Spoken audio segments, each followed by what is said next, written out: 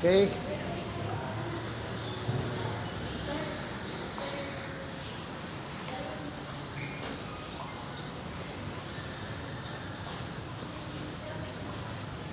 Okay, magandang umaga sa atin lahat.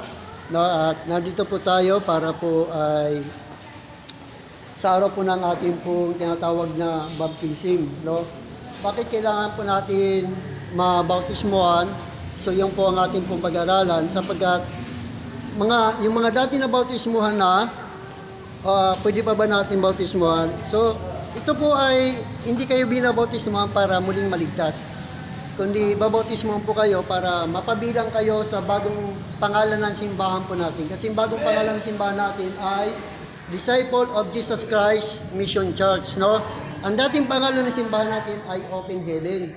So yung Open Heaven ay expire na po siya, no? Hindi na po siya naka-register. Kaya hindi na pwede nating magamit. Ngayon, nagpanibago tayo ng rehistro ng ating pangalan ng simbahan po natin. So naka-register po siya ng 50 years, no? 50 years po ang insisting po ng ating pong bahay sambahan. Kaya tayo magpapabautismo muli para maging bilong po tayo ng ating pong sambahan, ng bahay sambahan. Pero sa mga hindi pa po alam kung anong ibig po sabihin ng baptism, kung bakit kailangan natin magpabautismo. So, yun po ay pag-aaralan po natin kung bakit kailangan ng isang tao mabautismuhan, no? Pero kung nabautismuhan ko na po, ay kailangan mo pa rin mabautismuhan kung gusto mong maging legitimate na members ng Disciple of Jesus Christ, no? Kung kayo ay maging sa mga hindi naman, pag hindi po kayo nabautismuhan sa Disciple of Jesus Christ, so hindi po namin kayo ituturing bilang legitimate na member ng Disciple of Jesus Christ Mission Church. So ang ituturing lang namin na legitimate member ng Disciple of Jesus Christ, yung mga nabautismuhan. Kaya ako, magpapabautismo rin po ako, no? Bakit? Sabagat gusto po maging legitimate member ng Disciple of Jesus Christ Mission Church. Kasi nabautismo po ako sa una nating pangalan ng simbahan. No? So, yan po, kung bakit kailangan po natin mabautismuhan. Unang-una po, kung bakit kailangan natin mabautismuhan para tayo maging alagad ng ating Panginoon Kristo. Kung hindi ka pa nabautismo na, sa mga hindi pa nababautismuhan, kung bakit mo kailangan mabautismuhan sa tubig, no? Kasi hindi pwedeng bautismuhan ka na walang tubig. So, kailangan po mayroong tubig. So, una po, kung bakit kailangan mong mabautismuhan para ikaw ay maging alagad ng ating Panginoong Hesus Kristo. No? Sabi nga rito sa Matthew chapter 28, verse 19 to 20, ay makikita po natin dito kung bakit kailangan mo mabautisma. Nasabi niya sa Matthew chapter 28, verse 19 to 20, kaya't habang kayo ay humahayo, gawin ninyong alagad ko ang mga tao sa lahat ng bansa. Bautismo ninyo sila sa pangalan ng Ama, ng Anak, at ng Espiritu Santo. At turuan sa lahat ng sabi niya, at turuan ninyo silang sumunod sa lahat ng inuutos ko sa inyo. Tandaan ninyo, laging kasama ninyo ako hanggang sa katapusan ng panahon. So, yun ang dahilan kung bakit tayo ay nagbabautismo. Para maging alagad kayo ni Kristo, hindi maging alagad ng simbahan. Tandaan po natin to ha. Hindi kayo babautisman para maging alagad ng simbahan, kundi maging alagad kayo ni Kristo. Ngayon, sino bang karapat-dapat na magbautismo po sa inyo? Sino nga po? Ang sabi sa Biblia, nagtalaga siya ng 5 manggagawa. Sa Ephesians chapter 4, verse 11, ang sabi niya, siya ay nagbigay ng kaloob ng apostol, propeta, evangelista, pastor, at guro. Ibig sabihin, ang 5 ito, ang siyang totoong lingkod ni Jesus Christ. kapag ito ang nagbautismo sa inyo, ibig sabihin, legitimate kayong alagad ni Kristo. Parang kasal lang yan eh. May totoong rehistradong pwedeng magkasal at mayroon din hindi rehistradong magkasal. Ibig sabihin, mayroong piki na bautismo at mayroong totoong bautismo. At mayroong piking kasal at may totoong kasal. So ganun din, kapag hindi lingkod ni Kristo ang nagbautismo sa iyo, ibig sabihin piki ang bautismo mo. Sabagat 5 lamang ang lingkod ni Kristo: apostol, propeta, evangelista, pastor at guro. Ginawa niya ito sa ikaulad na kanyang iglesia para hindi na tayo malinglang ng mga sari-saring turo, no? Tayo ay magkakaisa sa isang pananampalataya kay Kristo. So ibig sabihin, at ang bautismo ay hindi ito sinasagawa sa mga bata. Kaya kapag bata ka pa, hindi ka pa pwedeng bautismuhan, no? Sabagat ang bautismo, ito ay sinasagawa sa mga may sapat na gulang na marunong na magsisi sa kanilang mga kasalanan, no? Kaya hanggat bata ka pa, ay hindi ka pa pwedeng bautismuhan, no? Kailan ba tayo pwedeng bautismuhan? Siyempre yung marunong na tayo makaintindi ng mabuti at masama, no? Kapag naiintindihan mo ng mabuti at masama, pwede ka nang mabautismuhan. Pero sabi ng iba, mayroong matatanda dyan, hindi, bakit wala namang alam? Hindi po totoo yun. May mga alam po yan. So, doon ba yung nakikita natin, sino nga ba ang mayroong karapat-dapat na pwedeng bautismuhan? Una po, hindi po mga bata, no? Katulad ni Jesus Christ, ipinanganak siya, di ba? Dinala siya ng kanyang mga magulang saan? Sa templo, upang ialay, hindi upang bautismuhan, no? Ialay. Kaya inalay si Jesus Christ, kaya nung bata pa dinala sa simbahan, hindi po yung bautismo. Yun ay alay bilang pasasalamat nila sa Diyos, no? Kailan ba nagpabautismo si Jesus Christ?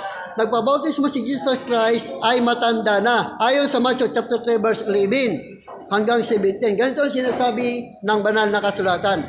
Ang sabi niya, sa Matthew chapter 3 verse 13 to 17, sabi niya, dumating si Jesus sa ilog Jordan mula sa Galilea upang magpabautismo kay Juan.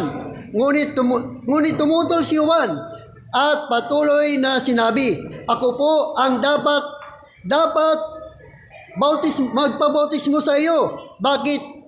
Bakit kayo nagpapabautismo sa akin? Subalit sumagot si Jesus, hayaan mo itong mangyari ngayon, sapagkat ito ang nararapat nating gawin upang matupad ang kalooban ng Diyos. Kaya pumayag din si Juan nang mabautismuhan, nang mabautismuhan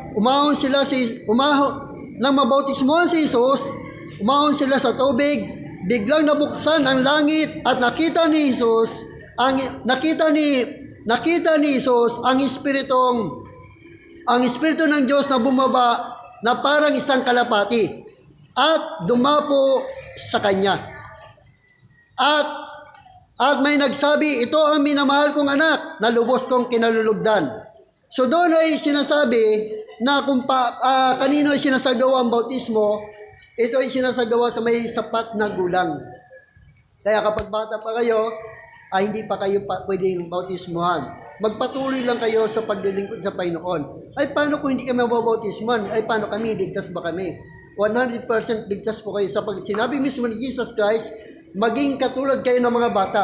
Sapagkat sa mga batang ito, nag-ahari ang Diyos. Kapag hindi kayo naging katulad sa mga batang ito, hindi kayo makakakita sa karyaan ng langit. Ibig sabihin, 100% kahit hindi nabautis sa mga bata, sila ay ligtas. Bakit? Sapagkat nag-ahari sa kanila ang Diyos. Sa atin, na mga marunong na sa mabuti at masama, ibig sabihin, ang kaligtasan natin ay sa pamamagitan ng ating pagsisisi, ng ating mga kasalanan at pananampalataya kay Kristo at magpabautismo. No? At magpabautismo. Sabagat, yan ang tanging paraan para maging alagad tayo ni Kristo, maging tagasunod ni Kristo. Kumbaga sa paaralan, kailangan mo maging illegitimate na estudyante. Ang kailangan mo magpa-enroll. So ganun din, kung gusto mo maging illegitimate na alagad ni Kristo, ang tanging paraan yung sumampalataya at magsisisi ng mga kasalanan at magpabautismo sa pangalan ni Kristo para maging ikaw ay totoong alagad ni Kristo. No? So pangatlo, ano ang ibig sabihin ng bautismo? Ano, di ba? Nabautismo ka na, alagad ka ng Kristo. Anong ibig sabihin nito? Ano po ba ang magiging po natin dito? No? Ano nga ba ang ibig sabihin ng bautismo? So, ang ibig sabihin ng bautismo sa tubig sa pangalan natin por Kristo, ng ating Panginoon Kristo, na ang ibig sabihin ng bautismo sa tubig, ang ibig sabihin nito ay upang matupad natin ang kalooban ng Diyos. Kaya ka nagpapabautismo para matupad mo ang kalooban ng Diyos. Ginawa ni Jesus Christ yan, di ba? Hayaan mo ito mangyari ngayon para matupad ang kalooban ng Diyos. Ibig sabihin, nagde-decide ka na sumunod sa kalooban ng Diyos. Kaya ka nagpapabautismo. Kasi kung hindi ka mapabautismohan, hindi mo kayang sumunod sa kalooban ng Diyos. Sapagkat hindi ka pabilong doon sa pagiging isang alagad ni Kristo. Kaya nagpabautismo si Jesus Christ. Di ba? Bumaba sa Kanya ang banal na Espiritu. Bumaba sa Kanya. At ganun din naman tayo. Kapag ikaw ay nabautismohan, meron din ipagkakaloob sa iyo, katulad ng ipinagkaloob ni Jesus Christ. No? Pinagkaloob kay Jesus Christ nung siya ay nabautismohan. No? Na mayroon siya pinagkaloob doon. Sabi doon sa Gawa chapter 2 verse 38, magsisi kayo sa inyong mga kasalanan at magpabautismo kayo sa pangalan ni Kristo upang ipagkaloob sa inyo ang Espiritu Santo. Ayan. Kaya kapag ipinagkaloob sa iyo ang Espiritu Santo, doon mo lamang masusunod ang kalooban ng Diyos. Katulad ng ginawa ni Kristo. No? Katulad ng ginawa ni Kristo. Nung siya ay nabautismohan, bumaba sa kanya ang Espiritu Santo, doon nagsimula magministeryo si Kristo. Doon siya nagsimula. Pagkatapos siyang bautismohan, siya ay nagpastay ng 40 days and 40 nights. Pagkatapos ng pastay ng 40 days and 40 nights, doon siya nagsimulang mangaral. So, ibig sabihin, hanggang hindi ka pa nababautismohan, wala ka pang authority para maging isang manggagawa o tagapangangaral ng mabuting balita. Wala ka pang authority. So, ang ginawa ni Jesus Christ, nagpabautismo na muna para masunod ang kalooban ng Diyos. Kaya, yun ang ibig sabihin ng bautismo. Kaya, kung gusto mong pabautismo, kailangan mong sumunod sa kalooban ng Diyos. Kaya sabi ni Jesus Christ, hindi lahat ng tumatawag sa akin, Panginoon, Panginoon, ay maliligtas, kundi yung lamang sumusunod sa kalooban ng aking amang nasa langit. No? Kalooban ng aking amang nasa langit. So, ibig sabihin, kapag nagpabautismo ka, sumusunod ka sa kalooban ng kanyang amang nasa langit. Kaya 100% ikaw ay ligtas. Ikaw ay ligtas. Kaya kung hindi ka pa nababautismohan, matanda ka na, at akala mo nabautismohan ka dahil dinala ka ng magulang mo doon nung bata ka pa, at iyon ang pinanghawakan mong bautismo, mali po yun. Hindi po yung totoo at 100% hindi ka ligtas. Dahil hindi lingkod ng Diyos ang nag-aalaga sa inyo. No? Ang totoong lingkod ng Diyos, apostol, propeta, evangelista, pastor, at guro, at wala nang iba. So, yun lamang ang mga lingkod ng Diyos. Ngayon, anong ibig sabihin ng bautismo? Kung bakit kailangan mong mabautismo? Ang sabi ni Jesus Christ, ang bautismo, ito yung tanging paraan ng Diyos upang ikaw ay maligtas. Ito ang tanging paraan ng Diyos upang ikaw ay maligtas. No? Ang sabi doon sa Marcos chapter 16, verse 15 hanggang 16, ang sabi ni Biblia, sinabi ni Jesus, habang kayo'y humahayo sa buong mundo, ay ipangaral ninyo sa lahat ng tao ang magandang balita.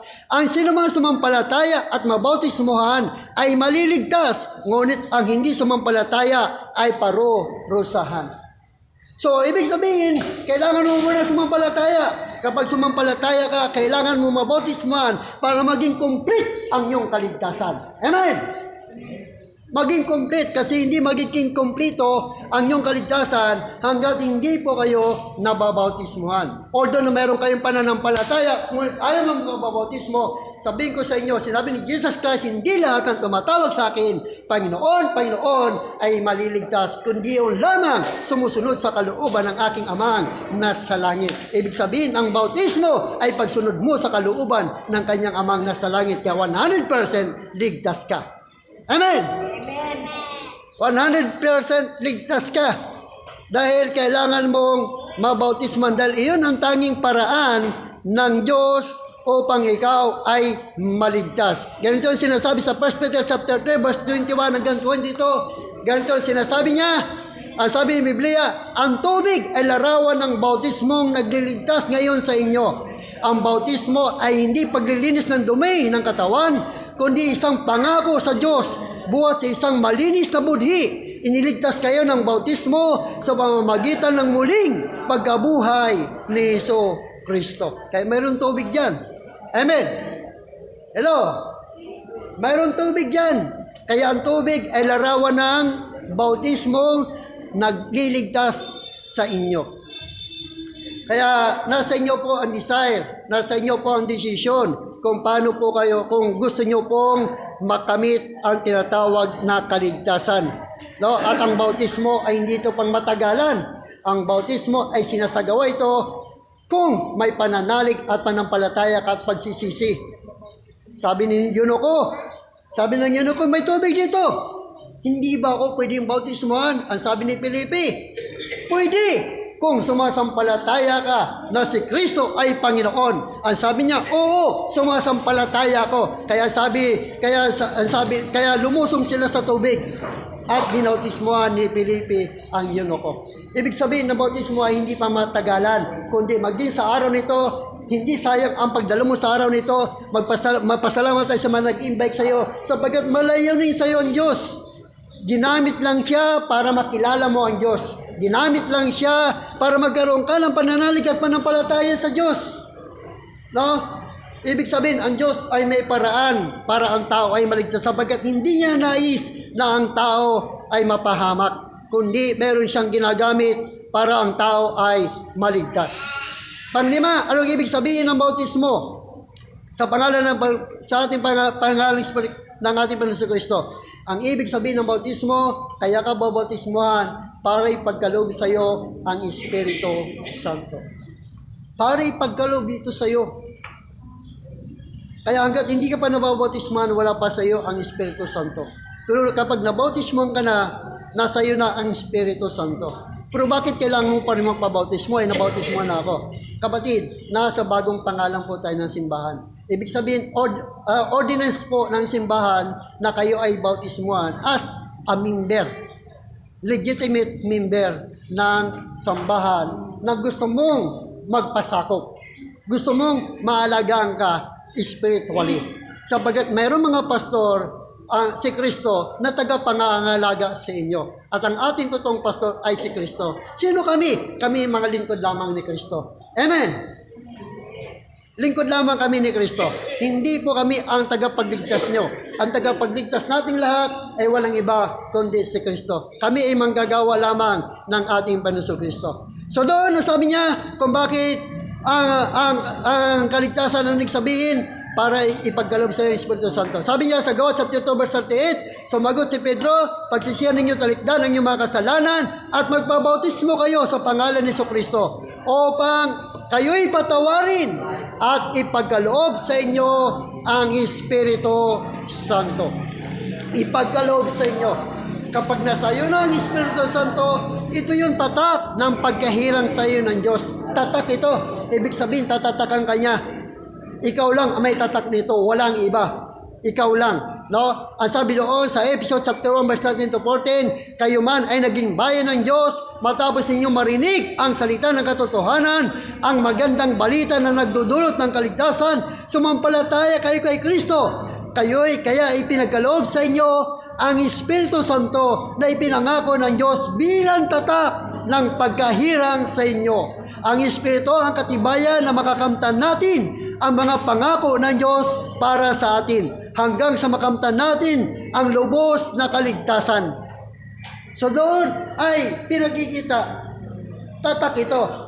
Ibig sabihin, pagdating ng rapture, yung mga banal, meron lamang banal na espiritu ang masasama sa rapture. Dadagitin po tayo pagdating ni Kristo. Ikaw at ako dyan, sa isang kisap mata ay biglang mawawala. No? Biglang mawawala. Kapag mayroon kang banal na Espiritu Santo. Paano ka magkakaroon? Kapag nagpabautismo ka sa pangalan ni Kristo. Amen? Hello? Amen. Kapag nagpabautismo ka sa pangalan ni Kristo, pag hindi ka nagpabautismo, nasa iyo na yon. Ang kaligtasan po natin individual, tandaan po natin yan. Bata, matanda, o anong kalagayan mo, individual ang kaligtasan natin. Ikaw lamang ang makapagliligtas sa buhay mo kung maniniwala ka. Dahil ang pananampalataya ay bunga ng pakikinig at makapakikinig lamang kung mayroong mga ngaral kay Kristo, tungkol kay Kristo. At ako'y naniniwala, bukas ang tainga mo. Amen po ba? Bukas ba natin tainga? Narinig ba natin salita ng Diyos? Ang salita ng Diyos yung binabasa natin, hindi yung nanggagaling sa akin. No? Hindi yung nanggagaling sa akin. Binabasa ko lamang yung salita ng Diyos. Yung aking binabasa, yun ang naririnig nyo. Pero hindi po yun nanggaling sa akin. Nanggaling po yun sa Biblia. No? Kaya wag nating angkinin na nanggaling po sa atin yan. So doon ay nakikita natin sa 2 Corinthians chapter 1 verse 21 hanggang 22, ang Diyos ang nagpapatibay sa amin at sa inyo sa pamamagitan ng pakikipag-isa kay Kristo, at siya rin ang humirang sa amin. Nilagyan niya kami ng kanyang tatak at pinagkalooban ng kanyang espiritu bilang patunay na tutuparin niya ang kanyang mga pangako. Yan ang katibayan. Ibibigay sa iyo ang Espiritu Santo. At mararamdaman mo yan. Sapagkat sabi ni Jesus Christ, makikilala mo yan sapagkat mananahan sa iyo yan. At ang bunga ng banal na Espiritu Santo kapag nasa iyo na, kabaitan, kainahunan, katagaan, kapayapaan, pagpipigil sa sarili, may pag-ibig ka na sa kapwa, yung maawa sa iyo, minamahal mo, iniibig mo, hindi mo ginagantihan ng masama sapagkat nasa iyo na ang banal na Espiritu. Hindi ka na magalitin, hindi ka na mapagmura, hindi ka na mainisin, kundi matyaga ka na, mapag-is ka na sapagkat yan ang bunga ng banal na Espiritu kapag tinanggap mo. At maramdaman mo yan pagkatapos ng baptisim, yung banal na Espiritu na yan. Mararamdaman mo yan katulad ni Kristo. Amen po ba? Amen. Nung pagkatapos ng bautismo ni Jesus Christ, saka naman bumaba ang banal na Espiritu. Ang sabi ni Pablo, magpabautismo kayo sa pangalan ni Kristo upang ipagkaloob sa iyo ang Espiritu Santo. Kaya sa mga oras pang ito, mga kapatid, this is the time na ikaw ay magdedesisyon. Gusto mo ba magpabautismo? O hayaan mo lang na mapakinggan ang tinig ng Diyos, at balbaliwalain mo to. Tandaan nyo po, minsan lang mangyayari ito. Minsan lang. Hindi po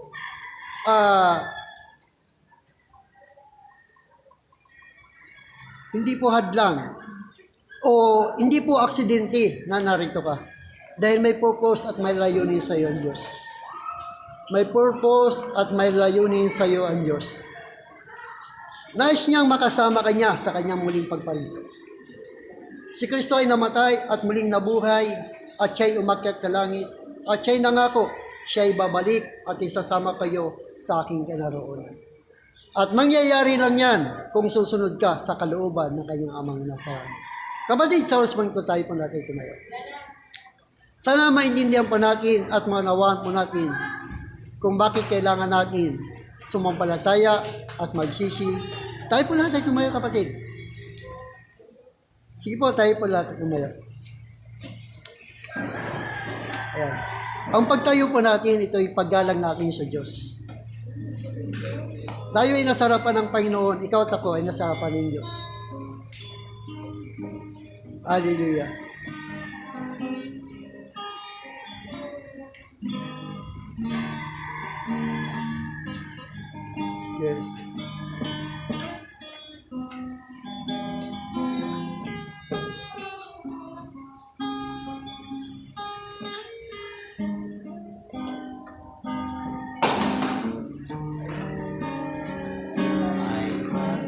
decided to follow Jesus.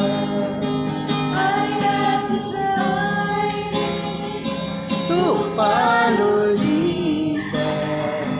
I have decided to follow Jesus. No turning back, no turning back. Nagde-decide ka ba na pumusunod sa Panginoon? I have decided. I have decided to follow Jesus. I have Lord. decided to follow Jesus. I have decided to follow Jesus. No turning back, no turning back. Once again, I have decided. I have decided. Kapatid, sa oras po nito, gusto mo bang sumunod sa kalooban ng Diyos? Hindi mahirap sundin ang kalooban ng Diyos. I have decided to follow Jesus. No turning back, no turning back. Taas natin ating mga kamay sa Panginoon. Tayo ay hingi ng tawad sa Diyos sa ating mga kasalanan na nagawa. Panginoon, sa mga oras po ito, Diyos, ako po ay narito. Sige po, sumunod ka sa panalangin ito. Panginoon, salamat sa umagang ito. Ako po ay narito dahil mayroon kang layunin sa aking buhay. Salamat din sa tao na ginamit mo, na ini-invite ako na makasama sa ganitong gawain. Napakinggan ko po ang iyong mga salita patungkol sa baptism. At nais ko po na maging alagad mo. Sa mga araw pong ito, sige po kapag sumunod ka sa pandahan, sa mga araw pong ito, ako po ay lumalapit sa iyo na mayroon pananalig at pananampalataya at pagsisisi sa aking mga kasalanan. Patawarin niyo po ako sa aking mga kasalanan. Ito man ay sa isip, sa salita, o sa gawa, o sa anumang bagay na hindi ka lugod-lugod sa iyo. Hinihiling ko po na patawarin niyo po ako. Panginoon Jesus, naniniwala po ako na pinatawad niyo na po ako sa aking mga kasalanan at tinatanggap kita na bilang Panginoon at sariling tagapagligtas ng aking buhay. Dalangin ko po na isulat niyo po ang aking pangalan sa aklat ng buhay. Kaya sa mga oras pong ito, salamat sa pagtanggap niyo po sa akin. At tinatanggap ko ngayon ang karapatan ng pagiging anak ng Diyos sapagkat tinanggap ko po ng buong puso ang iyong anak na si Jesucristo. Kaya salamat sa araw pong ito sa pangalan ni Jesus. Amen. Ako na po manalangin. Panginoon, maraming salamat sa lahat na narito, lahat ng tumanggap at nagsisi ng kanilang mga kasalanan at gustong sumunod sa iyong kalooban. Lord, dalahin ko, Diyos, na iyong mga salita ay maging buhay sa puso't isipan po nila, Panginoon. Na mga salitang ito ay hindi galing sa akin, ito ay nagaling sa iyo, Panginoon. Kaya dalahin ko, God, na ito ang mag-guide sa kanila upang sila'y sumunod sa iyo, upang papurihan ka at paglingkuran ka, Panginoon. Kaya Lord, samahan niyo po kami sa araw po nito.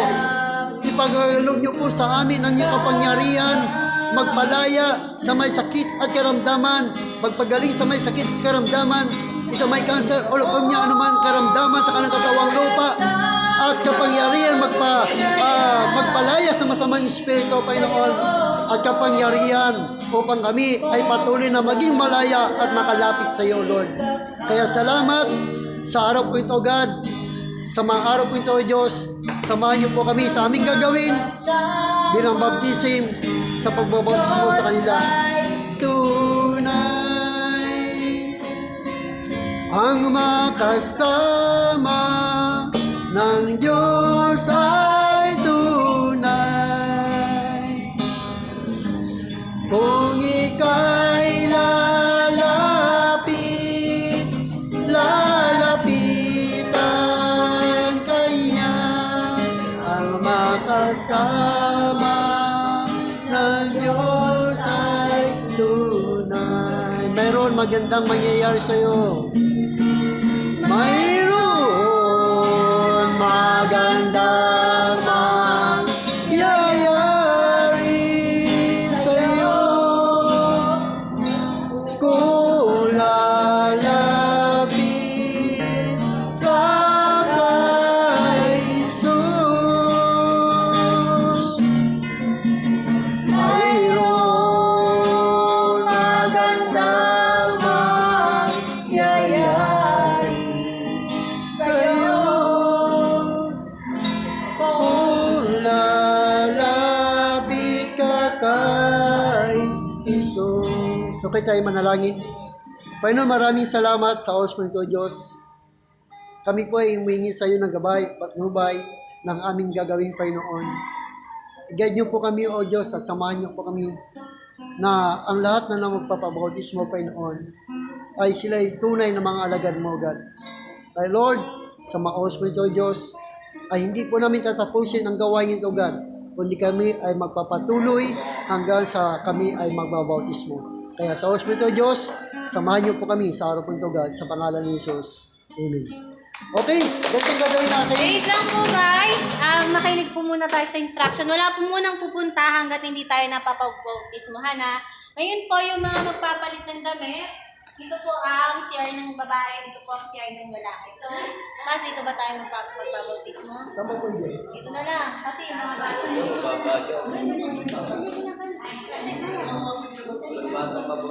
Mga matatanda lang po ang babautismohan dito po. So, ay, sa gitna. Dito ba? Okay guys, palit muna mga bata.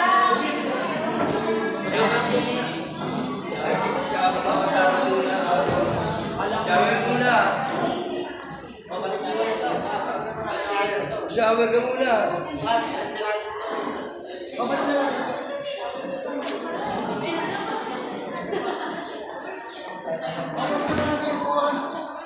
Buwan ba kayo ulit? Ayan na mama.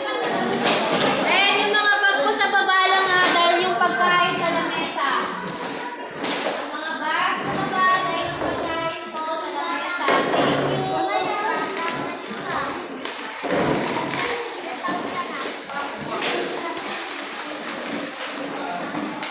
Thank you.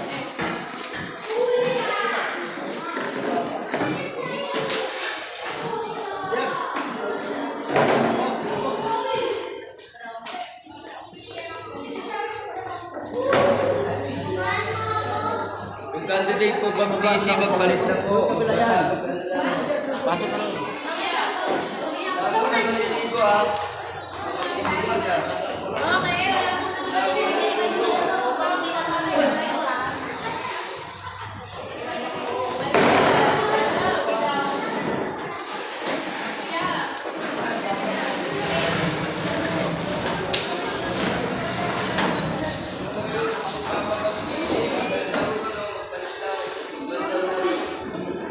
Okay, ganyan ka na lang.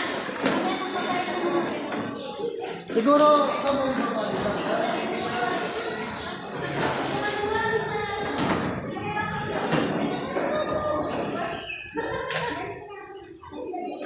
tagal ka damit?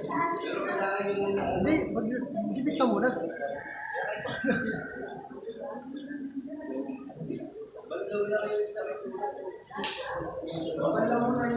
Basahin niyo muna yung sarili niyo. Ay guys, basahin po muna natin yung sarili natin bago tayo Picture ha, picture. Bautismuhan, magbandaman po tayo sa may shower area. Bandaman po.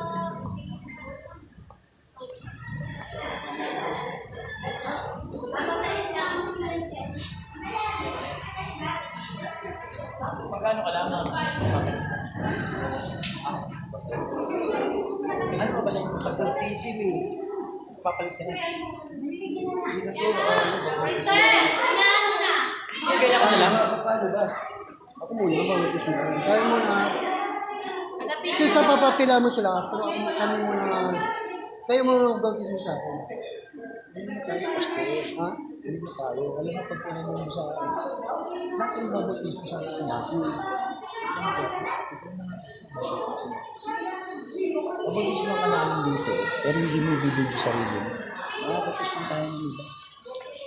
Hayaan mo sila babatis mo mo. Pipicture natin sila. Ay, pero tayo apat, gusto mo yun. Gusto mo tayo. Sabagay, kasama na sa baptism doon eh. Ibig sabihin, kasama na sa paglubog. Pero hindi tayo kailangan picture na video. Naintindihan mo? Bawag ko ito mapa-video. Kasi mami sabihin, natuturo, tagal na natuturo, tapos babautismo mo. Sabi nga, Pastor Rod, sabi nga, Pastor Rod. Pero babautismo tayo, pero may video, may picture. Picture mo tayo apat, picture mo tayo apat, picture mo tayo apat. Sila ulahin natin, tapos tayo apat. Tayo na lang. Wala na mo video-video. Pagkailangan mo sila. Tapos na sila, tayong apat naman. Pero wala nang video, wala nang